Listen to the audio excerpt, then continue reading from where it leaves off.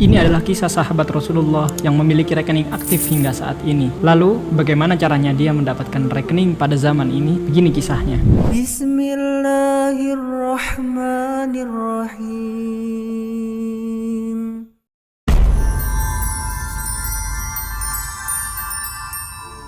Siapa yang tidak mengetahui salah satu sahabat yang dijamin masuk surga ini? Beliau adalah khalifah ketiga setelah Umar bin Khattab, yaitu Utsman bin Affan yang berkuasa pada tahun 644 hingga 656 Hijriah. Di antara kelebihan Utsman bin Affan adalah kedudukan Utsman bin Affan lebih berat timbangannya dibandingkan dengan seluruh umat Islam yang ada di muka bumi. Dari Mu'adz bin Jabal, Rasulullah Shallallahu Alaihi Wasallam bersabda, "Diletakkan Utsman di sebuah daun timbangan dan umatku diletakkan di sisi lainnya. Ternyata dia lebih berat daripada mereka." Kemudian yang kedua adalah malaikat malu dengan Utsman bin Affan. Rasulullah Shallallahu Alaihi Wasallam bersabda, "Apakah aku tidak malu pada seorang yang para malaikat saja malu kepadanya, yaitu Utsman bin Affan." Hadis riwayat Muslim. Utsman bin Affan juga dikenal sebagai seorang yang dermawan. Ia banyak menyumbangkan harta bendanya untuk tegaknya panji-panji Islam. Misalnya pada saat perang Tabuk melawan Romawi, Utsman menyediakan 300 ekor unta dan 1000 dinar dari kantong pribadinya untuk bekal perang. Dan ini adalah kisah bagaimana Utsman bin Affan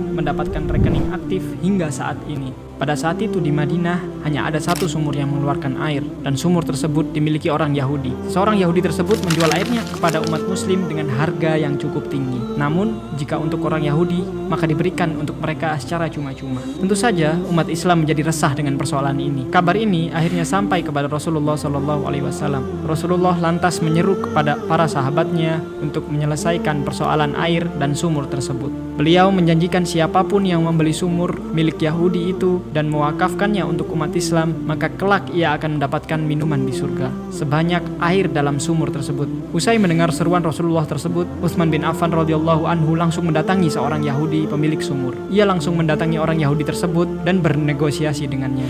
Pihak Yahudi bersedia menjual sumurnya dengan harga 20.000 dinar emas, yang jika dirupiahkan pada zaman ini maka sekitar 5 miliar, yang bahkan saat ini mungkin tidak ada sumur dengan harga semahal itu. Namun dengan cerdik Utsman bin Affan membeli sumurnya dengan setengah kepemilikan dengan membayar 12.000 dinar emas. Maksudnya kepemilikan sumur bergantian, sehari milik Utsman radhiyallahu anhu sehingga umat Islam bebas mengambil air pada hari itu, sementara hari berikutnya untuk Yahudi itu. Dan begitu dengan hari-hari selanjutnya. Kondisi seperti ini berjalan beberapa saat hingga akhirnya seorang Yahudi pemilik sumur tersebut menawarkan kepada Utsman radhiyallahu anhu untuk membeli secara penuh. Kenapa? Ini yang dimaksud dengan kecerdikan Utsman bin Affan radhiyallahu anhu. Di awal saat hari di mana sumur adalah milik Utsman menyeru kepada seluruh umat Islam untuk mengambil air sebanyak-banyaknya, bahkan kalau bisa menyetok untuk hari esok. Dan betul saja, keesokan harinya saat sumur milik Yahudi, tidak ada satupun umat Muslim yang membeli air sumurnya. Orang Yahudi itu pun menawari Utsman 8.000 dinar emas untuk membeli kepemilikan sumur sepenuhnya. Dengan demikian, sumur sudah dimiliki Utsman radhiyallahu anhu. Sumur ini lantas diwakafkan sehingga umat Islam bebas mengambil air kapanpun mereka butuh.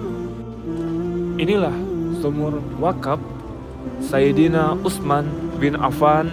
Dikisahkan dahulu kota Madinah mengalami kekeringan yang sangat luar biasa, dan seluruh sumur yang ada di Madinah semuanya kering. Sumur tersebut dikenal dengan nama Sumur Raumah. Sampai hari ini sumur wakaf Utsman radhiyallahu anhu itu masih mengalir, dan itu menjadi satu-satunya sumur pada zaman Rasulullah yang mengeluarkan air hingga hari ini, selain sumur Zam-Zam tentunya. Dari hasil memanfaatkan air tersebut, berdirilah sebuah hotel bintang 5 yang bernama Hotel Utsman bin Affan. Letaknya di dekat Masjid Nabawi, dengan potensi kekayaan hotel tersebut bisa mencapai 150 miliar lebih per tahunnya. Dan dari pemanfaatan air tersebut, Utsman bin Affan memiliki kebun kurma yang luas dengan di dalamnya terdapat 1.550 pohon yang dikelola oleh Kementerian Pertanian Arab Saudi, yang sebagian hasilnya diberikan untuk anak-anak yatim dan fakir miskin, dan sebagian yang lain dimasukkan ke dalam akun rekening Utsman bin Affan. Hingga sampai saat ini, laporan tentang kekayaan beliau adalah 2,5 triliun lebih, yang nominalnya selalu bertambah setiap saat. Wah, pantas ya Utsman bin Affan salah satu sahabat Nabi yang dijamin masuk surga. Bagaimana tidak? Dari awal beliau membeli sumur saja sudah dirasakan manfaatnya untuk kaum muslimin. Lebih-lebih sumurnya masih dipakai sampai saat ini, dan juga hasilnya berguna untuk orang yang membutuhkan. Di akhir wafatnya Utsman bin Affan radhiyallahu anhu, beliau berbicara di hadapan halayak. "Aku berjumpa dengan Nabi Shallallahu Alaihi Wasallam di dalam mimpi. Lalu beliau mengatakan, 'Wahai Utsman, berbukalah dengan kami.' Maka pada pagi harinya beliau berpuasa, dan pada hari itu pula beliau wafat."